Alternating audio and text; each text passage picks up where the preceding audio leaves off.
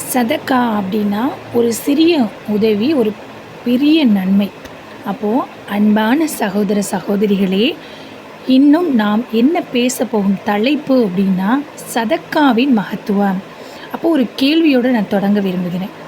என்ன அப்படின்னா, உங்கள் வாழ்க்கையில் கஷ்டங்கள் அதிகமாக இருக்கிறதா? மன அமைதி இருக்கிறதா இல்லையா? துவா செய்கிறீர்கள், ஆனால் இன்னும் பதில் கிடைக்கவில்லை என்று தோன்றுகிறதா? அப்போது இன்று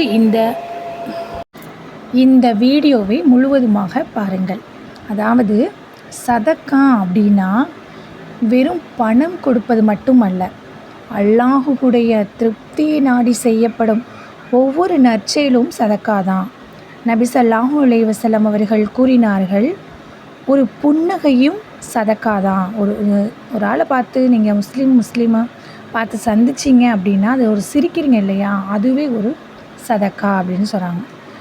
உங்களிடம் பணம் இல்லாட்டினாலும் பரவாயில்ல, நீங்கள் என்ன செய்யலாம்? சதக்கா செய்ய முடியும்.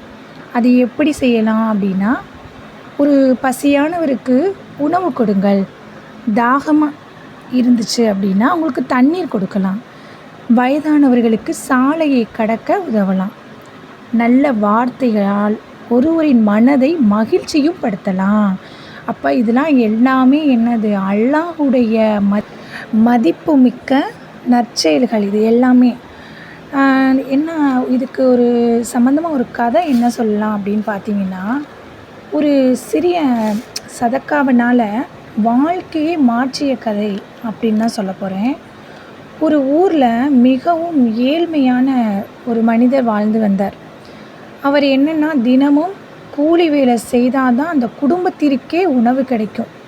ஒரு நாள் அவர் வேலை முடிந்த வீடு திரும்பும்போது கையில் இருந்த அந்த சிறிய தொகை மட்டுமே, அந்த வேலை செஞ்சதுக்கு அந்த ஒரு சிறிய தொகை தான் இருந்துச்சு. அந்த பணத்தில் வீட்டுக்கு சென்று உணவு வாங்க வேண்டும் அப்படின்னு அவர் நினச்சிக்கிட்டே போனார். ஆனால் அல்லாஹ்வுடைய செயல் என்னன்னு பார்த்தீங்கன்னா, வழியில் ஒரு முதியவர் ரொம்ப பசியால் சோர்ந்து போய் இருந்தார். அப்போ அவரிடம் உணவு வாங்க கூட பணம் இல்லாமல் இருந்துச்சு. அந்த மனிதர் அதோட ஒரு நிமிடம் யோசித்தார். சரி, என் குடும்பமும் பசியில் தான் இருக்கிறது, ஆனால் இந்த முதியவரும் அல்லாஹ்வின் அடியார் தானே அப்படின்னு நினச்சி தன்னிடம் இருந்த அந்த மொத்த பணத்தையுமே கொடுத்துட்டார். அதாவது மொத்த பணம் கொடுக்கல, ஒரு பகுதியை மட்டும் கொடுத்துருக்கார். இப்போ முதியவர் மனதார துவா செய்தார், அல்லாஹ் உங்கள் வாழ்வில் பரக்கத்தை ஏற்படுத்துவானாக. அப்போது அந்த மனிதர் என்ன செஞ்சார்? வீட்டுக்கு திரும்பிட்டார். சில நாட்களுக்கு பிறகு அவருக்கு என்னாச்சு அப்படின்னா, முன்பு கிடைக்காத அவர் வேலை செஞ்சிட்டு இருந்தார்ல, அதை விட ஒரு நல்ல வேலை கிடச்சிருக்கு. அந்த குடும்பத்துடைய நிலையே என்ன செஞ்சிச்சு? முன்னேற தொடங்குச்சு. அப்போ அவர் அடிக்கடி நினைவில் கொள்ள வேண்டிய, எவ்வளோதான் அவருக்கு வசதி வாய்ப்பு எல்லாமே வந்தாலும், அவரை அடிக்கடி என்ன நினைப்பார் அப்படின்னா, நான் கொடுத்தது என்னமோ சிறியது, ஆனால் அல்லாஹ் எனக்கு திரும்பி கொடுத்தது மிக மிக பெருசு. அப்போது இதிலிருந்து நாம் என்ன கற்றுக்கொள்கிறோம்? சதக்கா அப்படின்னா பணக்காரர்கள் மட்டும்தான் கொடுக்கணும் அப்படின்னு அவசியம் இல்லை. நம்மளால் முடிஞ்ச ஒரு கிளாஸ் தண்ணீரும் சரி, பேரித்தம்பழம், ஒரு புன்னகை, ஒருத்தவங்க சோதனையில் இருக்கும்போது அவங்கள ஒரு ஊக்கப்படுத்துகிற மாதிரி நம்ம பேசினாலே நமக்கு என்னது? ஒரு சதக்கா தான் அப்படின்னு சொல்லப்படுது. அப்போது இன்றிலிருந்து ஒரு உறுதி எடுப்போம். ஒவ்வொருவரும், அதாவது நாம் பல நேரங்களில் ஆயிரக்கணக்கான ரூபாய் செலவு பண்ணுறோம், புரியுதா?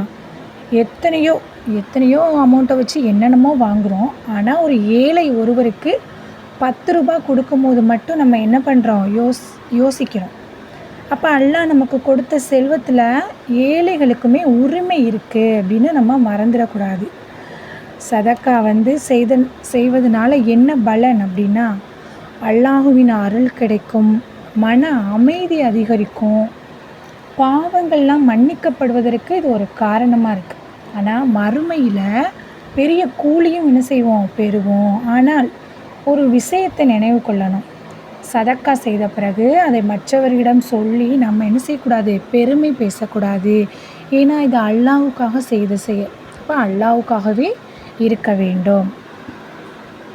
அல்லாஹ் நம்முடைய சிறிய நற்செயலையும் ஒற்றுக்கொண்டு இம்மையிலும் மறுமையிலும் நன்மையை வழங்குவானாக. ஆமீன் ஆமீன் யா ரப்பல் ஆலமீன்.